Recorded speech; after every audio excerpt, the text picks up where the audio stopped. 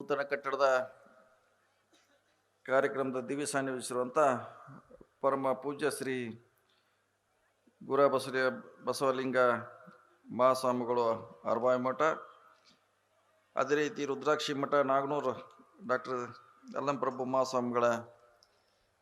ಸ್ವಾಮಿಗಳಿಗೆ ಪಾದಗಳಿಗೆ ನಮಸ್ಕರಿಸುತ್ತಾ, ಈ ಕಾರ್ಯಕ್ರಮದಲ್ಲಿ ಈಗ ತಾನೇ ಉದ್ದೇಶಿಸಿ ಮಾತಾಡುವಂಥ ಆತ್ಮೀಯರು ಬೈಲಹೊಂಗಲ ಶಾಸಕರಾದ ಶ್ರೀ ಮಹಾಂತೇಶ್ ಕೌಜಲ್ಗಿ ಅವರೇ, ಈ ಭಾಗದ ಹಿರಿಯರು ಸನ್ಮಾನ್ಯ ಶ್ರೀ ಅಪ್ಪಯ್ಯ ಬಡ್ಕುಂದ್ರಿ ಅವರೇ, ಶ್ರೀ ಸಿದ್ದವ್ವ ಕಾಡ್ದವರೇ, ತಹಶೀಲ್ದಾರಾದ ಮೋಹನ್ ಬಸ್ಮೆ ಅವರೇ, PU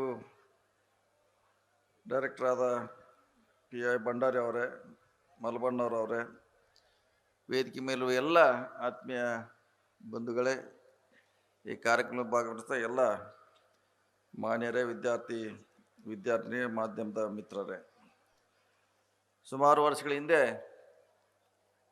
ಈ ಭಾಗದಲ್ಲಿ ಗ್ರಾಮೀಣ ಮತ್ತು ಬಡ ಮಕ್ಕಳಿಗೆ ಶಿಕ್ಷಣ ಕೊಡಬೇಕಂತ ದುರ್ದುಂಡೇಶ್ವರ ಮಠದ ಆಶ್ರಯದಲ್ಲಿ ಸುಮಾರು 50 ವರ್ಷಗಳಾಗಿರ್ಬೋದು ಹೆಚ್ಚು ಕಮ್ಮಿ ಶಾಲೆ ಪ್ರಾರಂಭ ಆಗಿ. ಕಲ್ಪನೆ ದೂರದೃಷ್ಟಿ ಇಟ್ಟು ಸುಮಾರು ವಿದ್ಯಾರ್ಥಿಗಳಿಗೆ ಅವರ ದಾರಿದೀಪ ಆಗಿ ಹೊರಹೊಮ್ಮಿರೋದು ನಮ್ಗೆ ಭಾಳ ಸಂತೋಷ.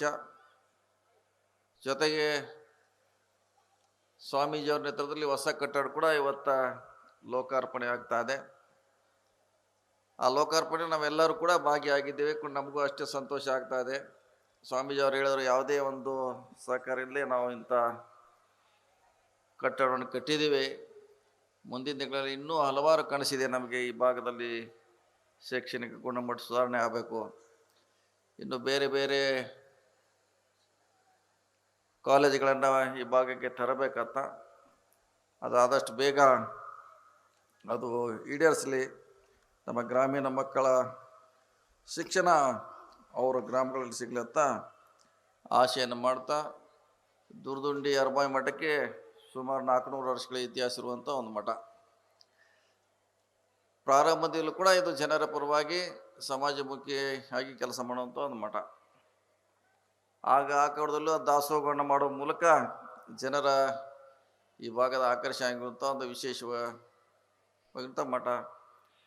ನಂತರ ದಿನಗಳಲ್ಲಿ ಶೈಕ್ಷಣಿಕವಾಗಿ ಶಿಕ್ಷಣವನ್ನು ಕೊಡಬೇಕಂತ ಒಂದು ಹೆಜ್ಜೆ ಮುಂದೆ ಹೋಗಿ ಇವತ್ತು ಶಿಕ್ಷಣ ಕೊಡೋ ಮೂಲಕ ಸುಮಾರು 50 ವರ್ಷಗಳಲ್ಲಿ ಸಾಕಷ್ಟು ಸರ್ಕಾರಿ ನೌಕರರಾಗಿದ್ದಾರೆ, ರಾಜಕಾರಣಿಗಳಾಗಿದ್ದಾರೆ, ಡಾಕ್ಟರ್ಗಳಾಗಿದ್ದಾರೆ, ಇಂಜಿನಿಯರ್ಗಳಾಗಿದ್ದಾರೆ, ಹಲವಾರು ಸಮಾಜಮುಖಿಯಾಗಿ ಬೆಳೆದು ಇವತ್ತು ಅವರೇ ಬಹುಶಃ ಹಳೆಯ ವಿದ್ಯಾರ್ಥಿಗಳ ಒಂದು ಒಕ್ಕೂಟನ್ನು ಮಾಡಿ ಈ ಶಾಲೆಯನ್ನು ಅವರು ಬೆಳೆಸ್ಬೇಕಂತ ಒಂದು ಮುಂದಾಲೋಚನೆ ಮಾಡಿ ಸುಮಾರು ಉದ್ದೇಶಗಳನ್ನು ಇಟ್ಕೊಂಡಿದ್ದಾರೆ. ಅವರು ಕೂಡ ಶೈಕ್ಷಣಿಕವಾಗಿ ಶಾಲೆಗಳನ್ನು ಸುಧಾರಣೆ ಮಾಡಬೇಕು, ನಮ್ಮಿಂದ ಇದು ಕೂಡ ಬೆಳಿಬೇಕಂತ ವಾಪಸ್ ಕೊಡ್ತಾ ಇದ್ದಾರೆ. ತಮ್ಮ ಈ ಶಾಲೆಯಿಂದ ಅವರು ಆರ್ಥಿಕವಾಗಿ ಸಬಲೀಕರಣ ಆಗಿದ್ದಾರೆ, ನಮ್ಮದು ಸ್ವಲ್ಪ ಕಾಣಿಕೆ ಇರಲಿಲ್ಲ ಶಾಲೆಗೆ ಅಂತ ಇವತ್ತು ಕೊಡೋದು ಭಾಳ ಸಂತೋಷ. ಅವರು ಮುಂದುವರಿಲಿ, ಇನ್ನೂ ಹಲವಾರು ನಾನಾ ಕಾರ್ಯಕ್ರಮ ಮಾಡ್ಲತ್ತ ಈ ಸಂದರ್ಭ ಹೇಳುತ್ತಾ, ಇವತ್ತು ನಮಗೆ ಗುಣಮಟ್ಟ ಶಿಕ್ಷಣ ಭಾಳ ಅವಶ್ಯಕತೆ ಇದೆ.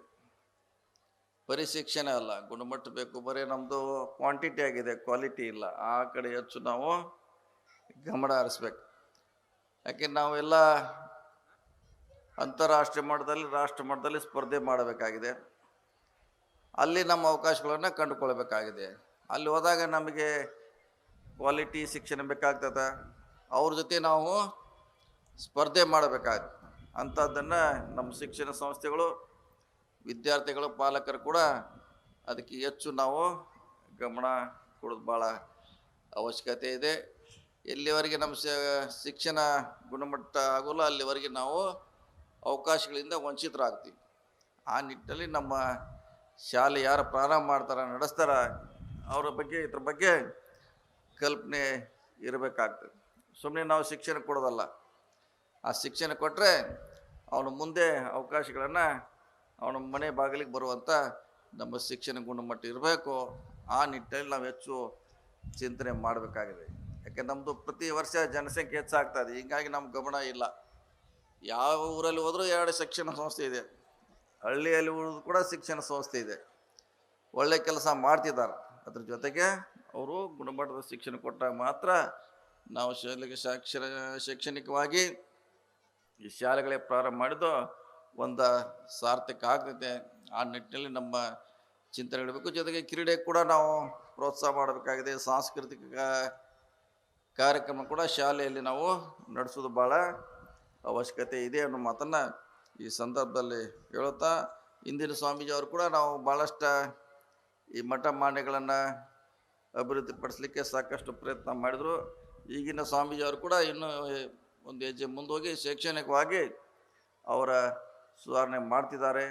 ಅವರ ಯಶಸ್ವಿಗೆ ನಾವೆಲ್ಲ ಅವ್ರ ಜೊತೆ ಇದ್ದೀವಿ ಅನ್ನೋ ಮಾತನ್ನು ಹೇಳುತ್ತಾ, ಈ ಕಾರ್ಯಕ್ರಮ ತಾವು ಬರಲೇಬೇಕಂತ ಸುಮಾರು 2-3 ಸಾರಿ ನಾವು ಮುಂದೆ ಹಾಕಿದ್ದೀವಿ. ಕೊನೆಗೆ ಇವತ್ತು ಸ್ವಾಮೀಜಿ ಅವರ ಆಶೆಯಂತೆ ಇವತ್ತು ನಾವಿಲ್ಲಿ ಬಂದೀವಿ. ನಿಮ್ಮ ಪರವಾಗಿ ಬೈಲಹೊಂಗಲ ಶಾಸಕರಾದ ಬಾಬಾ ಸಾಹೇಬ್ ಪಾಟೀಲ್ ಅವರು ಕೂಡ ಕಿತ್ತೂರು ಶಾಸಕರು ಬಂದಿದ್ದಾರೆ.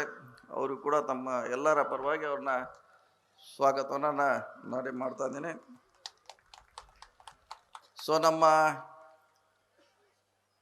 ಹಳ್ಳಿಯಲ್ಲಿ ಕೂಡ ಇವತ್ತು ಭಾಳ ಶಿಕ್ಷಣ ಸಂಸ್ಥೆಗಳನ್ನ ಭಾಳ ಪ್ರಾಮಾಣಿಕವಾಗಿ ನಡೆಸ್ತಿದ್ದಾರೆ. ಭಾಳಷ್ಟು ಜನ ಇದೊಂದು ಸಮಾಜ ಸೇವೆ ಅಂತ ಭಾಳಷ್ಟು ಜನ ನಡೆಸ್ತಿದ್ದಾರೆ.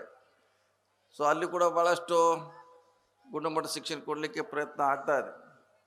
ಸೊ ಇನ್ನೂ ಗುಣಮಟ್ಟ ಶಿಕ್ಷಣ ಆದಾಗ ಮಾತ್ರ ನಾವು ಖಂಡಿತವಾಗಿ ಯಶಸ್ವಿ ಆಗ್ತೀವಿ. ಅವಕಾಶಗಳೇ ನಮ್ಮ ಹತ್ತಿರ ಬರಲಿಕ್ಕೆ ಪ್ರಾರಂಭ ಆಗ್ತೈತೆ ಅನ್ನೋ ಮಾತನ್ನು ಈ ಸಂದರ್ಭ ಹೇಳುತ್ತಾ, ತಾವು ಹೆಚ್ಚು ಗುಣಮಟ್ಟ ಶಿಕ್ಷಣದ ಬಗ್ಗೆ ಗಮನ ಕೊಡಬೇಕು. ನಾವು ಯಾವುದೇ ಸಂದರ್ಭ ಬಂದಾಗ ನಮ್ಮ ವಿದ್ಯಾರ್ಥಿಗಳು ಅದನ್ನು ಪಾಸ್ ಆಗ್ತಾರೆ, ಸವಾಲಾಗಿ ಸ್ವೀಕಾರ ಆಗ್ತಾರೆ ಅನ್ನೋ ಮಾತನ್ನು ತಾವು ನೆನಪಿಟ್ಟುಕೊಳ್ಬೇಕಾದ ಭಾಳ ಅವಶ್ಯಕತೆ ಅನ್ನೋ ಮಾತನ್ನು ಹೇಳುತ್ತಾ, ಇವತ್ತು ವಿಶೇಷವಾಗಿ ಸ್ವಾಮೀಜಿ ಅವರು ಪ್ರಯತ್ನದಿಂದ ಒಳ್ಳೆಯ ಸುಂದರ ಕಟ್ಟಡ ಕಟ್ಟಿದ್ದಾರೆ. ಇನ್ನೂ ಹಲವಾರು ಕನಸಿದೆ ಅವ್ರಿಗೆ, ಈ ಭಾಗದಲ್ಲಿ ಒಳ್ಳೆಯದು ಆಗಬೇಕು, ಇನ್ನೂ ಬರಬೇಕಂತ. ನಿಮಗೋಸ್ಕರ ಈ ಭಾಗದ ಗ್ರಾಮೀಣ ಮಕ್ಕಳಿಗೆ ಒಳ್ಳೆಯ ಶಿಕ್ಷಣ ಕೊಡುವಂಥ ಕಲ್ಪನೆ ಇದೆ. ಅದು ಯಶಸ್ವಿ ಆಗಲಿ ಅನ್ನೋ ಮಾತನ್ನು ಈ ಸಂದರ್ಭದಲ್ಲಿ ಹೇಳುತ್ತಾ, ಇಂಥವು ಭಾಳ ಜನ ಕಲ್ತವ್ರು ಬೆಂಗಳೂರಲ್ಲಿ ಹೆಚ್ಚಿರ್ಬೋದು, ಇಟ್ಟದ್ರೆ ಬರ್ತೀವಿ, ಬೆಂಗಳೂರಲ್ಲಿ ಜಾಸ್ತಿ ಇರ್ಬೋದು. ನೀವು ಎಲ್ಲೇ ಆದರೂ ಕೂಡ ನಿಮ್ಮ ಹುಟ್ಟಿದಂಥ ಊರು, ನೀವು ಕಲ್ತಂಥ ಶಾಲೆ ಮರಿಬಾರ್ದು ಅನ್ನೋದ ಈ ಸಂದರ್ಭದಲ್ಲಿ ನಾನು ಹೇಳಿಕೆ ಇಚ್ಛೆಯನ್ನು ವ್ಯಕ್ತ ಮಾಡ್ತೀನಿ. ನೀವು ಎಷ್ಟೇ ದೂರ ಇದ್ದರೂ ಕೂಡ ನಿಮ್ಮ ಊರು, ನಿಮ್ಮ ಕಲ್ತಂಥ ಶಾಲೆ ಅದನ್ನೆಲ್ಲ ನೀವು ಉನ್ನತೀಕರಣಕ್ಕೆ, ಕಟ್ಟಡಕ್ಕೆ ಎಲ್ಲ ರೀತಿಯ ಸಹಕಾರ ಮಾಡಿದಾಗ ಖಂಡಿತವಾಗಿ ಇನ್ನೊಬ್ರಿಗೆ ಅನುಕೂಲ ಆಗುತ್ತೆ. ನೀವು ಕಲ್ತೋದಂಥ ಶಾಲೆ ಮುಂದಿನ ಪೀಳಿಗೆಗೆ ಅದು ಅನುಕೂಲ ಆಗ್ತದೆ ಅನ್ನೋ ದೃಷ್ಟಿಯಿಂದ ಅದಕ್ಕೆ ಸಹಾಯ ಮಾಡೋದು ಭಾಳ ಅವಶ್ಯಕತೆ ಇದನ್ನು ಮಾತನ್ನು ಹೇಳುತ್ತಾ, ಒಂದು ಸಂಘ ಕೂಡ ಇದೆ. ಆ ಸಂಘ ಕೂಡ ಶಾಲೆಯ ಪ್ರಗತಿಯತ್ತ ಕೆಲಸ ಮಾಡಲಂತ ಈ ಸಂದರ್ಭದಲ್ಲಿ ಶುಭ ಹಾರೈಸಿ, ಸ್ವಾಮೀಜಿಯವರ ನೇತೃತ್ವದಲ್ಲಿ ಇನ್ನೂ ಹೆಚ್ಚು ಉನ್ನತವಾಗಿ ಈ ಶಿಕ್ಷಣ ಸಂಸ್ಥೆ ಬೆಳೀಲಿ, ಇನ್ನೂ ವಿದ್ಯಾರ್ಥಿಗಳಿಗೆ ಒಳ್ಳೆಯ ಅವಕಾಶ ಸಿಗಲಿ ಅಂತೇಳಿ ನನ್ನ ಮಾತು ಮುಗಿಸು. ನಮಸ್ಕಾರ ಎಲ್ಲರಿಗೂ.